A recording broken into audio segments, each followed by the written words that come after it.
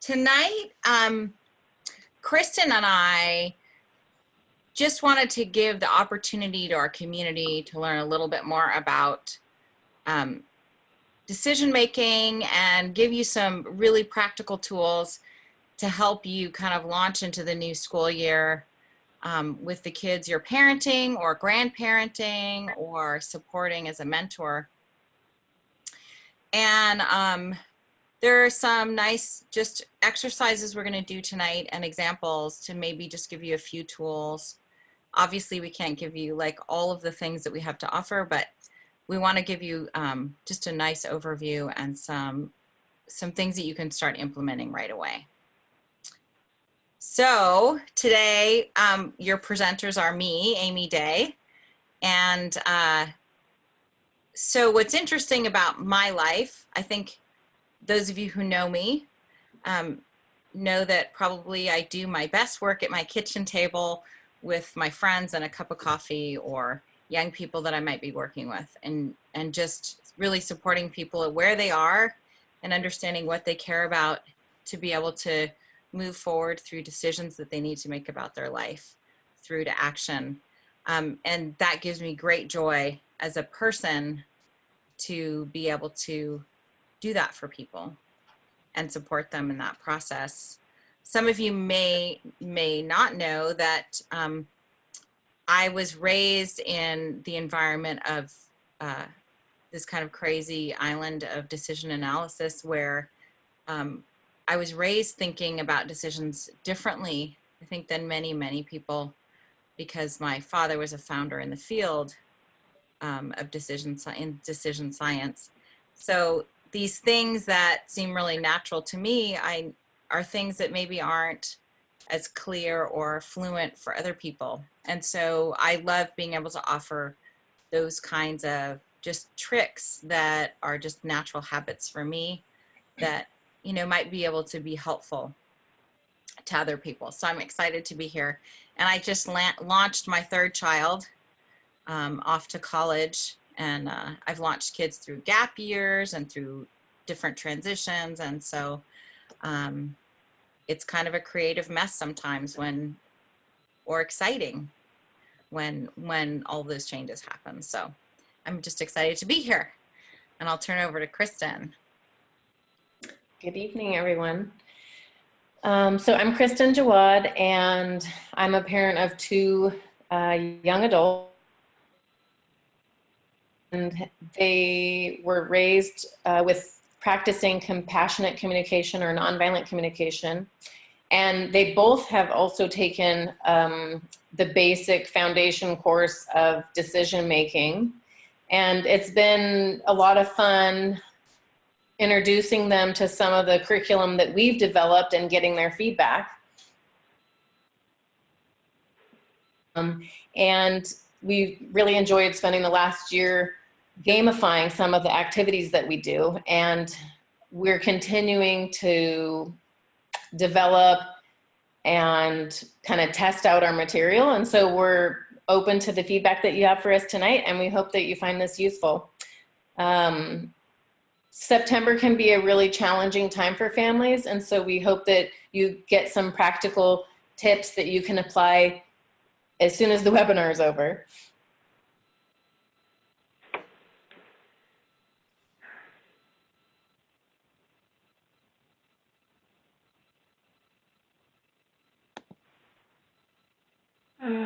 You got it, Kristen?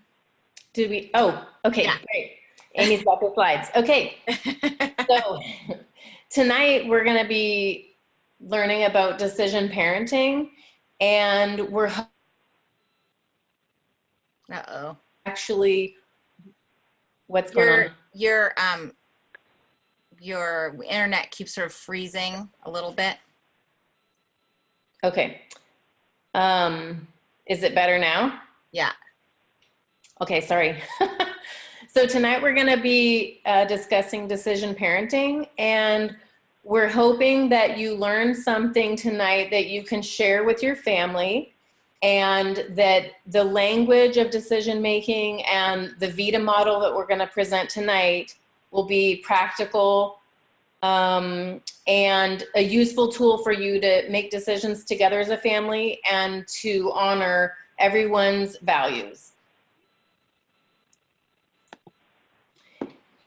So we're going to do a preview of the VIDA model, which is the model that Amy and I came up with.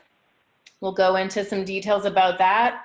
We're going to actually have the parents and mentors that are attending tonight do a values identification activity. And then we're going to explore the decision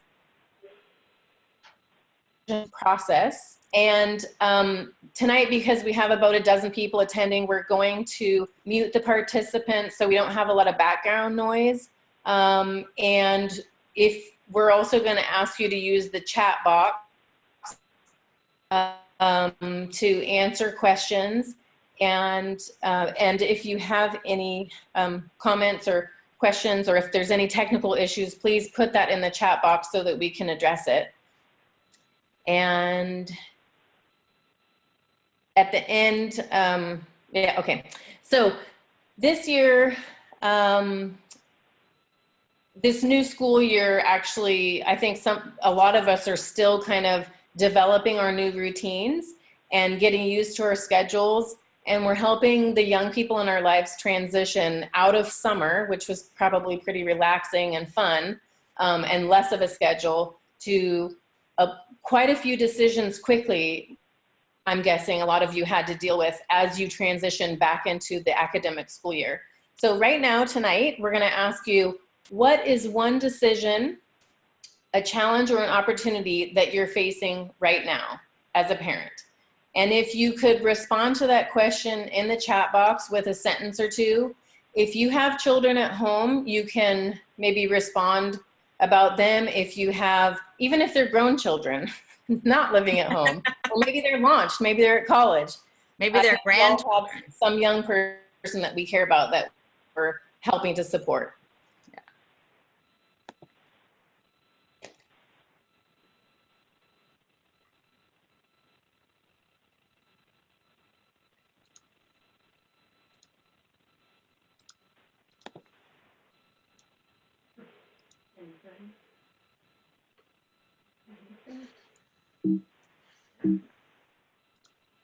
All right, we're getting some responses in the chat box.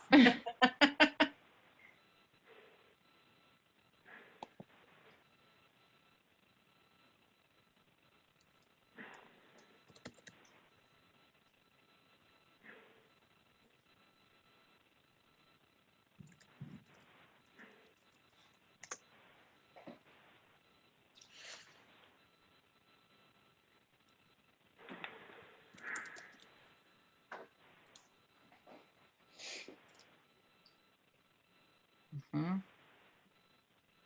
Do you have any you're dealing with, Amy?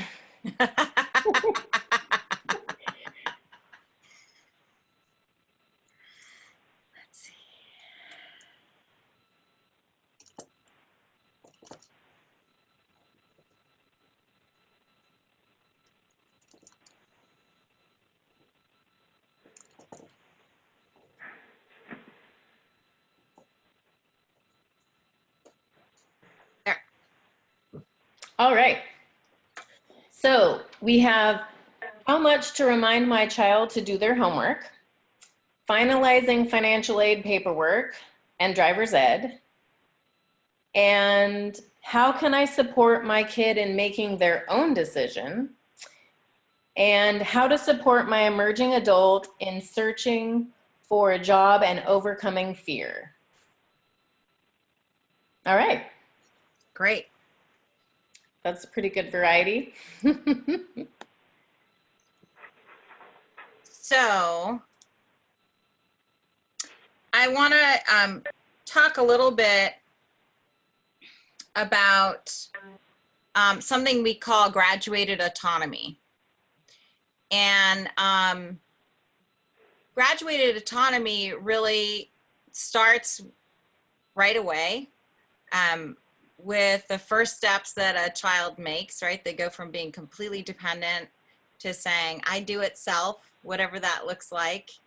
And taking first steps of picking out which Lego sets to buy, or what foods they might want to eat, and things like that. And as kids have graduated autonomy, they're making choices about identity issues. They're making choices about friendships and their peer groups, and about their commitment to their studies, or those kinds of things.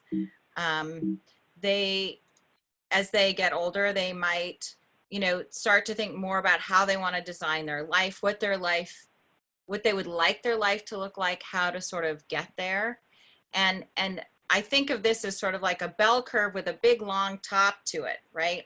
So you start at one side, having graduated autonomy as a small child, and then you get to this top part where you're practicing, you have a frame of reference, and you're practicing these skills as somebody who has decision making skills.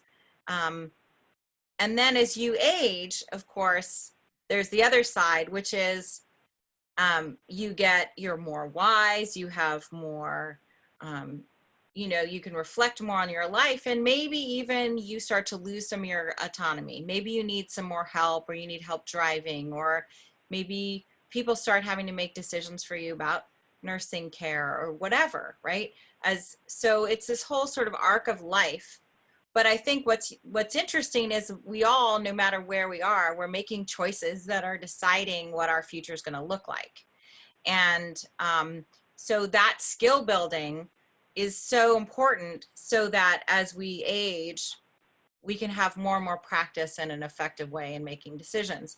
And I think the important thing to realize also, I don't think that like a 5-year-old is just a little adult, because there's a lot developmentally they don't have a handle on yet. However, they are a human being who is making choices and applying skills and thinking about decision making. The biggest difference is they don't have a point of reference. They don't have the wisdom. They don't have an experience to say, hey, that happened last time I tried this. It's all new experiences. And so when I think about young people, whether they're teenagers or emerging adults or 20-somethings, right, there are many decisions that they're facing that they just need practice in a regular sort of way of thinking about decision making, thinking about language, thinking about decisions and outcomes, that is going to really improve their efficacy for their adult life. It doesn't guarantee, there's no guarantee that your life will be great if you have great decisions, but you're going to improve your odds, and you're going to feel more like you have more sort of like you're authoring your own life, rather than sort of being at the end of the tail of the dog, right? So Kristen and I really have taken the last year and a half, 2 years, looking at the best from brain science, from decision science, from design thinking, from critical thinking, all these things, and really compiling them into something we call the VIDA model. And it consists of 4 areas that we teach. And the first area is values. Second is my internal operating system. Like, we're born into this body and a brain that's called a human being. And there are actually things that play with that internal operating system that impact our ability to make decisions.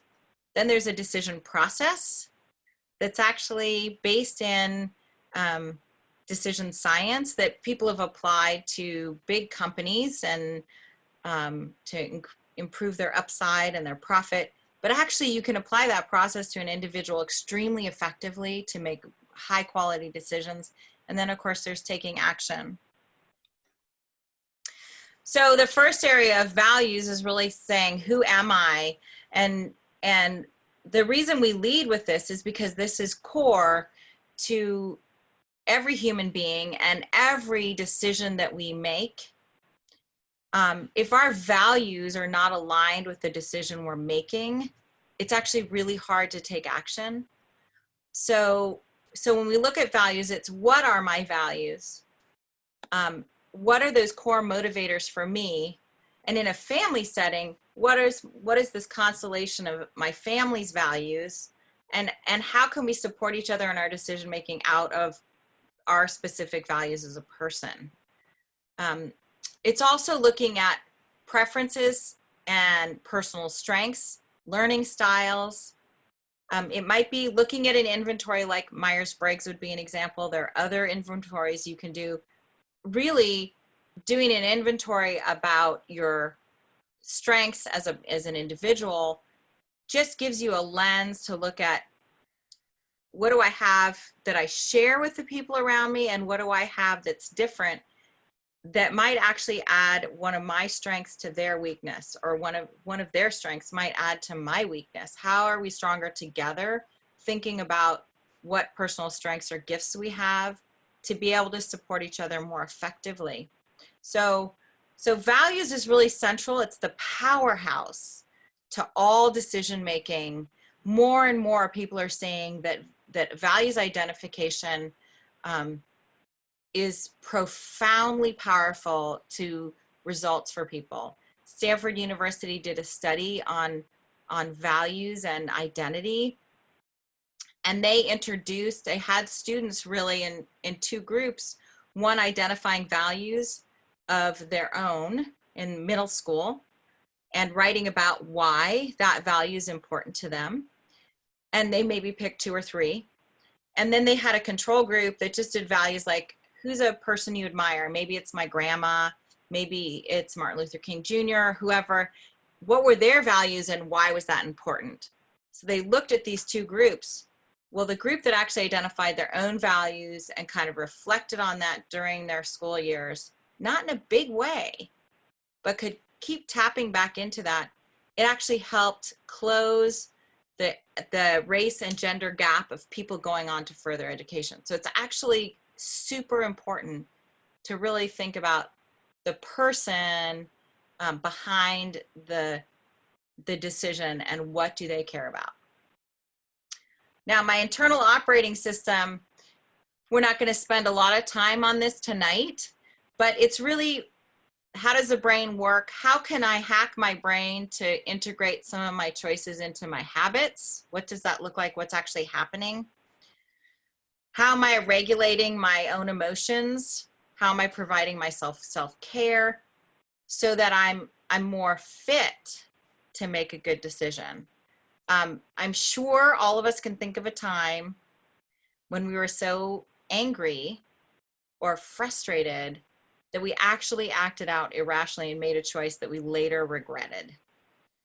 And so having the tools to recognize when you are not fit is actually really, really helpful in practicing that during a very emotional time, which is high school, right? How can I practice that as an emerging adult so that I can recognize it as I get older and how that might impact my decision making.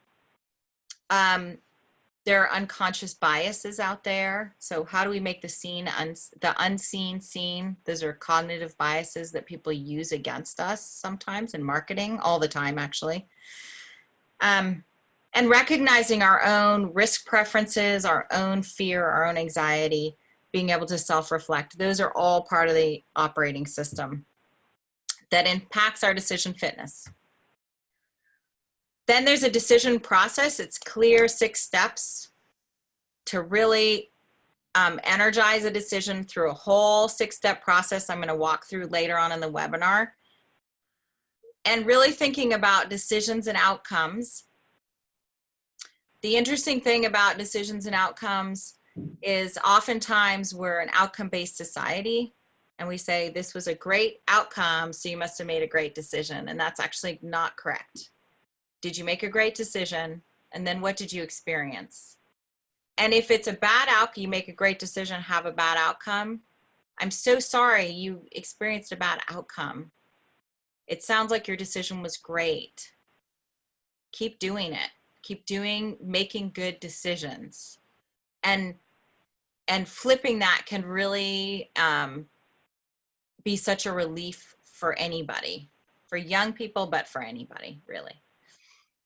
And then the decision process, there are methods for weighting those process and evaluating them, all your choices. So that's a quick sum up, but I'll go into more detail. And finally, there's action. Nobody is born a project manager. Even the best project manager was not born a great project manager. They had to learn skills. They may have an aptitude for it, but they still had to learn practical tools. They had to learn how to communicate, how to have self-accountability, how to be proactive. All of these skills, I think a lot of times we have this assumption that when somebody makes a great decision, then action, just go do it. But really, actually, they don't have that. And many of us are always honing these skills. I'm still honing these skills at my age. So how can we really help them think about how to make appropriate action that's appropriate to who they are? Oh, wrong way. Okay. So Kristen's going to start by doing a sort of a little mini exercise. We have a bigger set that we're going to set out to you, but we wanted you to get a taste of like values identification. And I forgot to say at the beginning that we're going to send the slide deck and a mini decision toolkit to you. And part of the decision toolkit is actually a family card set of, I don't know, maybe like 42 different values that you can actually do together as a family, hopefully with snacks, and it will be a fun activity to do on this like October cold evening sometime this month. Yeah, so what we would like you to do is look at some of the values that we have listed here. And right now, just as a person, as a human being, look at these values and choose the top 10 that are listed. And if you don't see one of your dearest values, then you can just add and make one part of your list. So that's the first step. We'd like you to identify your top 10 values, and we're going to spend a few minutes doing that.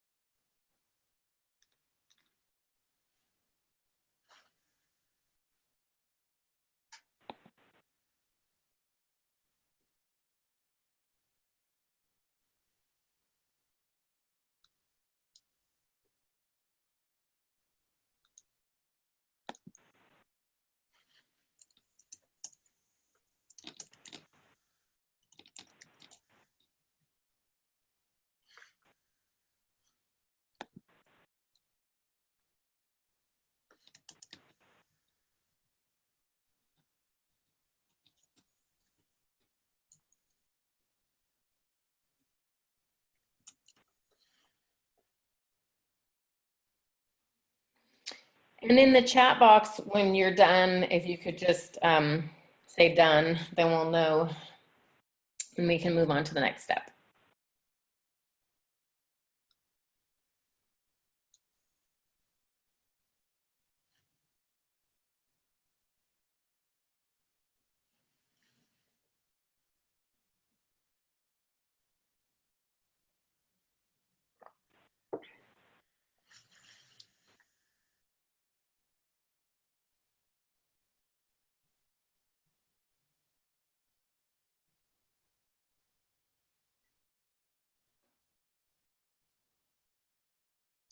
Does anybody online who would like them read aloud?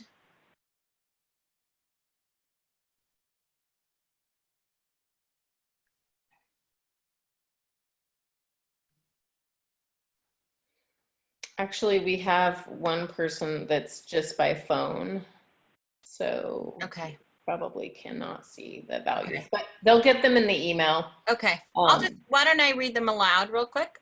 Okay. Health, happiness, humor, collaboration, compassion, competence, courage, creativity, family, freedom, adventure, achievement, affluence, enjoyment or play, integrity, wisdom, learning, fairness, order, physical fitness, respect, community, safety, and understanding. Okay, great. So hopefully you all have the top 10 identified. And now we'd like you to star your top 5.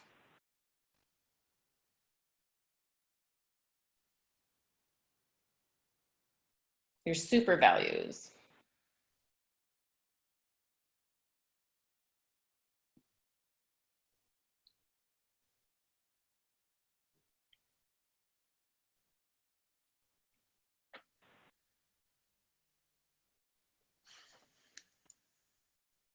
All right. So maybe if just for fun, if you'd like to choose one value and type it into the box, share it with the group.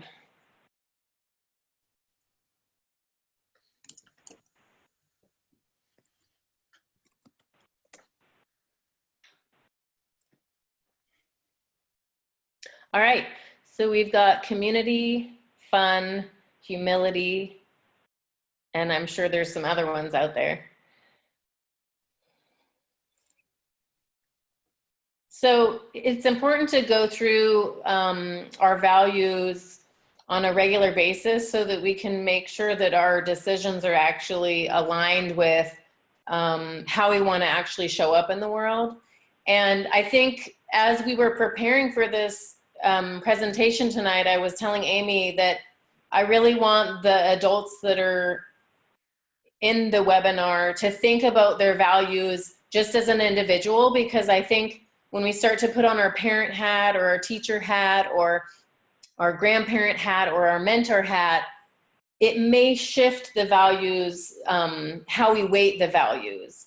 And I just think that's a curious thing. I'm really interested about the roles that we play and how those values, we may want to highlight certain values in different areas of our life, whether we're at work, whether we're at home, in our community, whoever we're interacting with. So, thanks.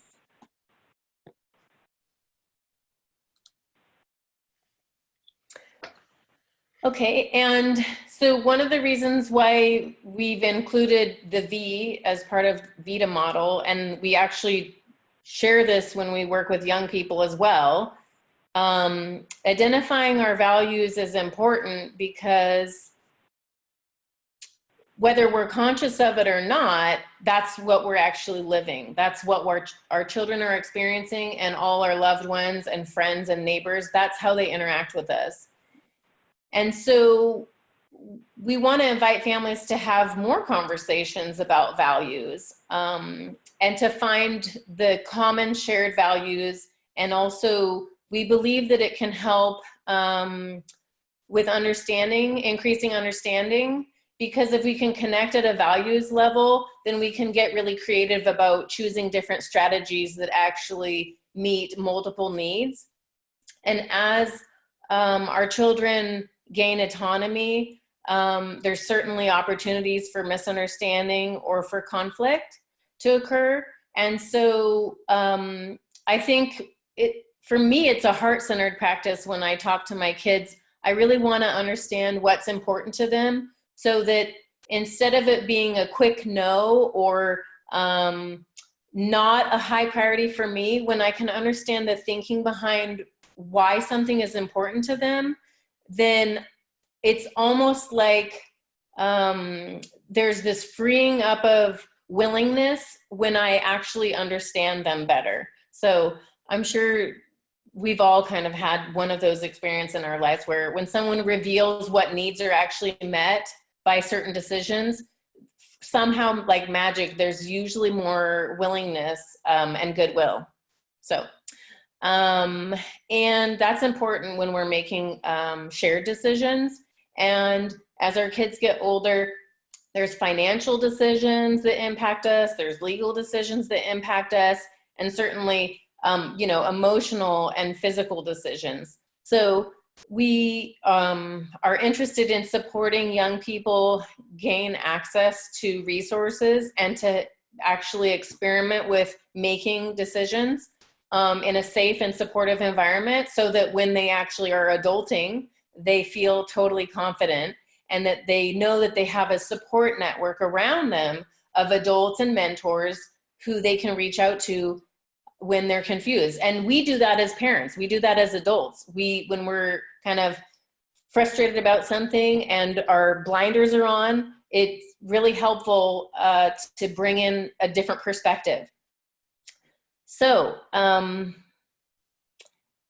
think that's another thing, is that when we bring a fresh set of eyes to something, people can help us identify solutions that we may have never thought of. And even in our classroom teaching, when we think of creative activities, when we tried to gamify some of our material, we actually invited the students to create some of those activities, and they were so amazing what they came up with. I don't think Amy and I would have ever dreamed how much fun we were gonna have. So yeah, it's fun. Okay, I wanted to quickly talk about internal operating system. And I just want to recognize that for our kids, if we have a 14-year-old, they've had 14 years of experience on this planet. So, or 11 or 18 or 25, like that's how many years they've actually lived on this planet. And so they just don't have the same experience or the same sort of regulation. And when you think about when you've had a preschooler around, it's a physical experience and they are out there. If they're having a tantrum, they're having a tantrum. It's really clear in some ways what's going on for them, or at least that something's going on for them because they're melting down or they're exuberantly happy or whatever that emotion is. When you get into the teen years, the game for adults is like, I've gone from chasing a kid and falling into bed and passing out because I'm so tired, to the teen years where it's like, I'm trying to really support them. They have this whole internal experience they're not necessarily sharing, or they don't know how to appropriately share what's going on for them. And so melting down might look like shutting down. They don't necessarily have the skills to kind of navigate all of that. And as parents, we fall into bed at night and lie awake. So it's an interesting process during this whole emotional, internal operating system development. And a lot of kids are back to the why. So when they're little, it's like, why mommy, or why daddy, or why is this happening? And why is the sky blue? And why is this? And now it's like, why were those people mean to me? Why are those people idiots? Why are they, like, however it comes out for them, there's a lot of whys now, but they're really different whys. And emotional state does matter during this time. So I think a couple things to just keep in mind about the internal operating system is young people don't know what they don't know. So if they don't have a sense of just an awareness about what's going on emotionally, and they don't necessarily know what's happening or why it's happening or what's normal or all of that.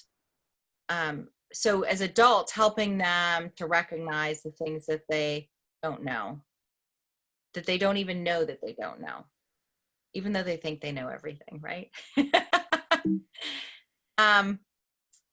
One great technique I've used for a long, long time is the idea of HALT. And it's just a great thing you can pull out. Am I hungry, angry, lonely, tired? So have a snack if you're hungry. If you're angry, call it out when you're unfit to decide. Like, you seem really angry right now. Let's maybe deal with that first and then let's make a decision. Lonely, encourage them to connect with somebody who cares about them, right? Or if you're lonely, if you're in a bad state, connect with someone who cares about you, or go read a book and kind of get into your head if that's what you need to kind of process. Everybody has a different way, right? If you're tired, take a break and come back to it. A lot of times we have this sense of urgency about decision making, and true urgency about decision making is not very often. We think it's urgent. Do you want to go to the movies? Yes, no. Well, could I let you know, can I call you back in about an hour, or can I Snapchat you, or whatever I'm going to do? We can actually build that in. Like, I need time to think. Great. Then say, can I let you know in an hour? Can I let you know tomorrow? Whatever it is. And to recognize a decision fit state is calm, focused, and ready. So HALT is a great thing. One of my kids is my 1 or 2 a.m. visitor, even at, 17, 18. They'll show up in the middle of the night, wake me up, and I'm one of those parents who says, you can have access anytime you want to talk to me, you can talk to me. And they'll say, I have to make a decision. And I'll say, look, I'm not in a decision fit state. You aren't. We can talk about this all you want, because clearly it's making it so you can't sleep. But we're not going to decide anything until tomorrow when I'm actually in a fit state. So now my kids, fast forward, because they've done this for a long time, I'll be in my kitchen, I'll be mad, I'll be whatever, and they'll say, Mom, you're not decision fit right now. Do not email anybody, do not do anything. Why don't we talk about it? So, but it's taken years of practice to get to that point. So, I want to move on because I want to make sure we have time to really unpack some about the decision process itself. So we spend a lot of time on values because values actually energizes the decision all the way through to action. You can intellectualize a decision, and certainly in your job, you might say, okay, my team decided this, and I got to implement. That's different in personal decision making. And I know one of the participants was saying, how do I have my child own more of their decision making? The key, so often that I've seen and other colleagues have seen, is really connecting to the why, the value behind the decision that they're making, and that actually leads to action. So in this model, it's a lot of words, I know, I'm sorry for those of you who are really visual. So the red questions are warm heart questions, and the blue questions are cool head questions. So kind of integrate your feeling self or your like intuition self with your logic and reason, because that's there for a reason. So kind of integrating those two. And then the black words at the top, I don't know if you all can see my cursor. Oops, sorry. The black words are the actual words, like this is what the thing we're doing. So if we look over on the left side, it says frame. And so frame is, what is the decision I'm making? So if you think of the Mona Lisa, okay, and you think of the Mona Lisa and you go, okay, what is my frame when I'm looking at this? Am I looking at her smile, which would be looking closer up? Am I looking at her whole head? Am I looking at the entire painting? So framing a decision is really to think about, what am I deciding? So when you're in that space, it's what's a useful perspective, like getting different perspectives on what it is you're actually deciding. Getting different viewpoints is really helpful, and making meaningful inquiries really helps frame a robust decision. And there's some questions there for you. And I just want to, as we go through this, I'm going to give you an example to make it easier to understand. But you'll notice when I give the example, I will be all over this numerous times as I tell my story. Alternatives are really looking at what are my choices, what are the possibilities. I can make a list of possibilities. Usually the hybrid solution gives you more of what you want. So if you take some different solutions and get them out, you're like, wait, if I take this from this one and this from this one, I can have I can meet more people's needs. Gathering information from reputable sources. So Reddit might not be the only viewpoint you want for gathering information. But what helps me understand my decision better, and what's out there that's uncertain. And then value is that noble purpose, that list of 5 things that you starred. That's your noble purpose. But there are also clear metrics, like what am I going to trade off? Do I want a car with heated seats or air conditioning because I can't afford both, right? I know all cars kind of have those now, but there are cars that you maybe have to make the choice, right? So those are clear metrics that you might be trading off. And finally, there's reasoning. If I reasoned it through, do I feel like I've gotten everything in place? Does it seem like I can take action? If I can't take action, if I observe a young person not being able to take action, it's that reasoning part where it's like, wait, you can't just take action. You're wanting me to help you take action. We missed something because action is the final step. We missed something in this process that made it so you could not take action. I've seen kids who hate making phone calls, make the phone call while I'm out of the room because they're like, yep, I know this phone weighs 300 pounds, but I'm committed to it because it's linked into my values. So I'm going to give you a quick example that happened recently. A lot of times we think about decisions as being like, what classes you're going to take, what's your major, what sport are you going to play in high school, where are you going to go to college. Those are big decisions. But I faced a decision with my daughter recently that was extremely stressful. It was high stakes and it was unexpected. And we had to make a decision pretty quickly. So Charlotte was on her way to school in Georgia, in Savannah, Georgia. Wonderful. She was supposed to start on the 3rd of September. It was all great. We had the airplane tickets. Everything was go. She had a clear value when we made that decision for her to go to school so far away. One of her clear values is family. So 3,000 miles away felt really bad.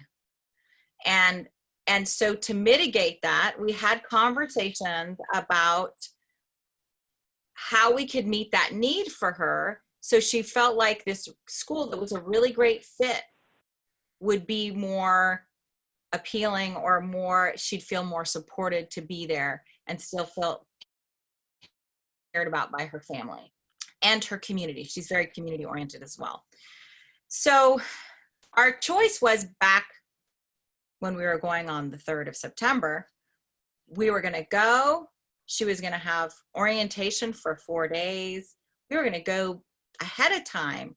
We were going to sightsee a little bit, kind of spend a little time, get gradually organized and go shopping for things for her dorm room, all of these things to make it feel like she was really supported.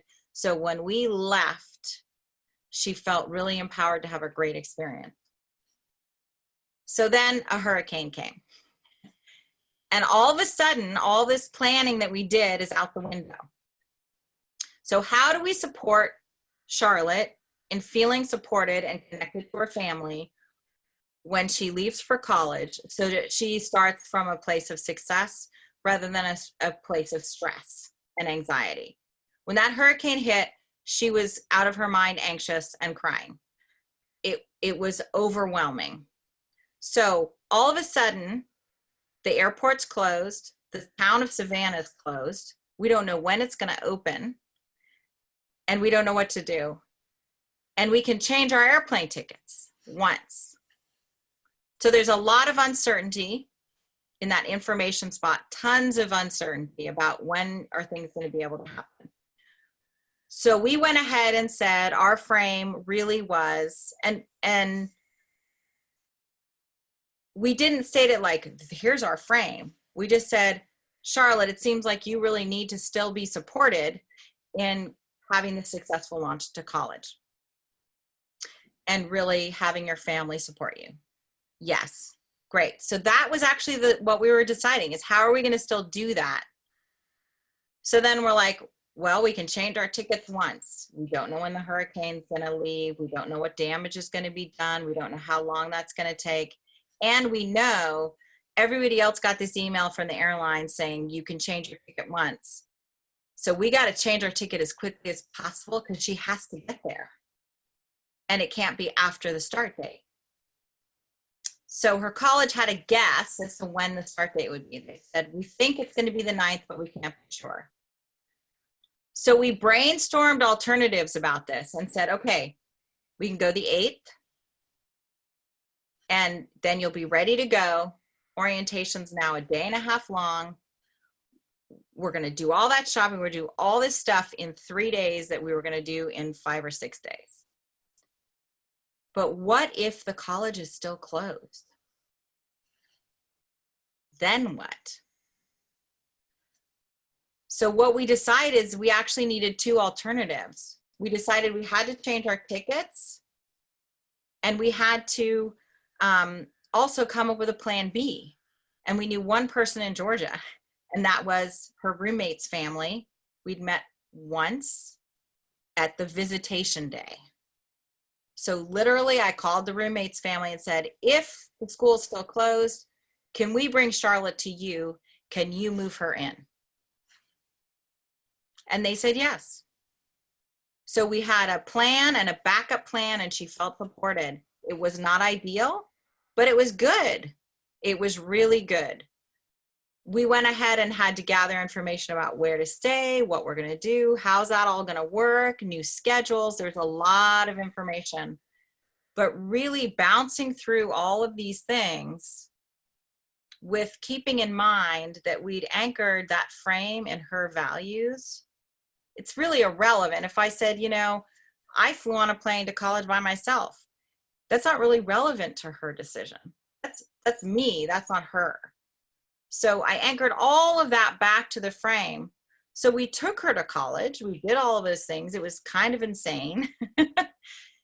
But what was amazing is her stress level went way down as soon as we were able to really make a choice and say, this is our plan.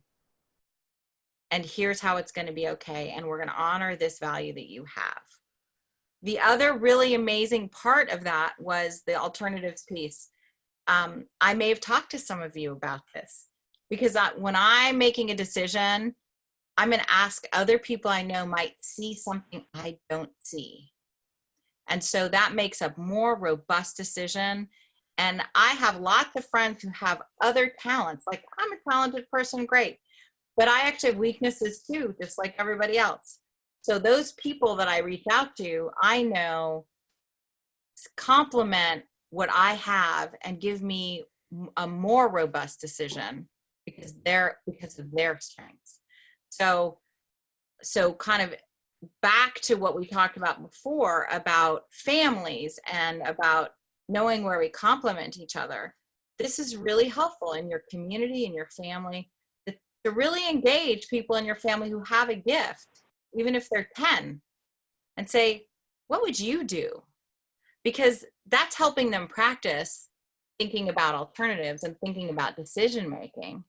It makes them feel valued, and it lets them play to their strengths and practice that strength. Yeah. With the time that we have left, Amy, I was wondering if we could address 2 questions or 2 comments that the parents put in the chat box. And one is, how much to remind my child to do their homework? So that's a really practical question. And I think we may be able to respond to that with a question. Oh, did you have a question in mind, Kristen? Go. Yeah, so like what you were saying about values, like it's irrelevant, really it's irrelevant, my opinion. Like I could say, Tom, I think you should remind your child twice a day, you know? But that's based on my opinion or my values or the way I do it. But I would respond back with a question saying, what do you want your child to do? And what do you want their reason behind it to be for doing that action? Does that make sense? Absolutely. What do you want your child to do? And what do you want their reason for doing it to be? So what sense are you making out of that, Tom? I mean, what I wanted them to do is their homework. Yeah, I get that. Yeah, I mean, I think it's always, it's the hard part of finding out what motivates the kid. Mm-hmm. I mean, Yeah. and that's, I mean, because like, you know, he started the school year off really great. Now this week we're seeing 3 missing assignments. It's like, okay, what changed? You know, things like that. Right. So have you asked that question? I haven't asked what changed now. Yeah. Okay, that's a great question. I asked why haven't you turned this in? Yeah. So, and the other question, which I think we can dovetail with that, which is how can I support my child in making their own decision? And I think as a parent, when we care so much about their success and we want to support them, sometimes there's a disconnect between our intention and how we approach it. Somehow the fear and the frustration clouds the most simple question of, how can I support you? Mm-hmm. What's changed? What was working before? What would you like to do now? I think sometimes also that's something that's really helped is to stop and ask my kids, what do you need? What do you need? How can I support you? And also, I think sometimes we experience a download when we ask those questions, like what changed? And you get this giant download. And one thing that really helped me with all of my kids is to say, when they need to download, to say, do you need me to listen right now? Or are you looking for some thoughts or solutions? You know, some just thoughts about what you might be able to do. I don't ever say advice. That's just a waste. So I just use thoughts. And what ends up happening is they'll usually say, I need you to listen. I'm like, okay. And then they do the big download. And then there's a big pause. And then I say, do you feel better? Would you like me to keep listening? Or would you like some thoughts? And oftentimes they'll say, no, I want some thoughts. Okay. And then I might give them some ideas about ways they could solve it or ways that I could support them in solving. It's like, it sounds like doing your homework at 10 p.m. isn't really working for you and you're mad at yourself right now. So could I help you by having a snack for you when you get home? And you could just sit down and eat popcorn because that's your favorite thing. And you could just pull that out. And could we just see if that would work tomorrow? Right? We don't have to plan it forever. Could that work? Could we try that tomorrow and see if that works? Right? So you're engaging them in the solution. The funniest thing is when they're in college and you have that conversation, when they get to the end and you've given your thoughts and they're done, they're literally like, why did you call me? So I'm like, well, my job is done here because I didn't call them. So I hope that helps a little bit to give you some ideas. The very first question, Tom, I think it was golden.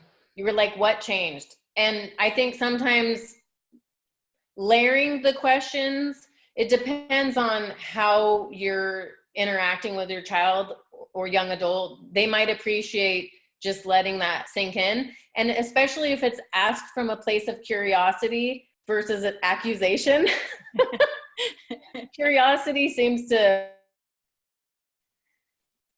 Uh-oh, you froze up, Kristen. So I froze up. Yeah, you did. You said curiosity goes over better than accusations with my kids. The other pattern that I'm seeing in the questions from the parents, like how much to remind, how to support, the other one was how to support. So I think one of the things that parents need support around is discerning what is supportive and what their role is as their child is, you know, grown a ton for success. And it's really like a mystery. Like we just learn by doing it, right? We learn by living that question, how do I support? Because what worked when they were 5 is not what works when they're 15. So that's one of the tricky parts and lovely parts of being a parent, is supporting them at every stage. And I think one of the greatest ways to support your child in decision-making is to use this worksheet, the 6-step process, because it kind of gives you a roadmap. And also as a parent, getting support from other parents, because, you know, they also do that. They talk to their peers and they get support. So we're all in this together.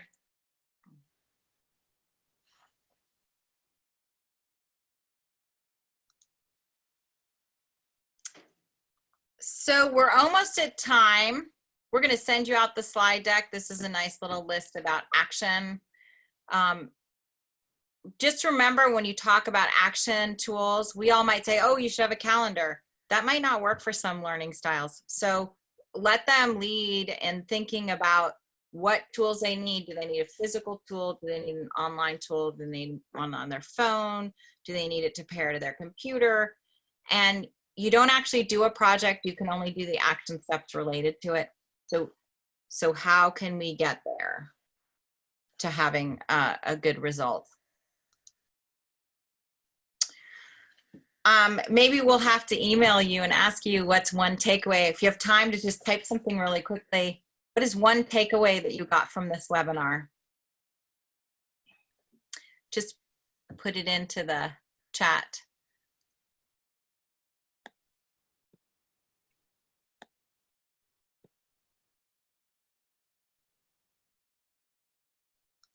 And finally, while you're doing that, Kristen, do you want to just talk a little bit about next steps?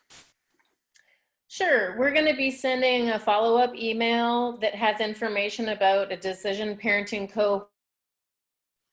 We have a 6-week course that we're launching in October to support parents, and so that we can practice these skills, and we'll actually use real-life decisions that you want to make and support you through the framework. And if you have any questions or any feedback for us, we'd love for you to schedule a quick connect call. We have an online calendar where you can access that on our website. And if you have any needs at all, we would love to support you. You can send an email to info@clarity4action.org. Yeah. Thank you so much. Thank you for your time, everyone.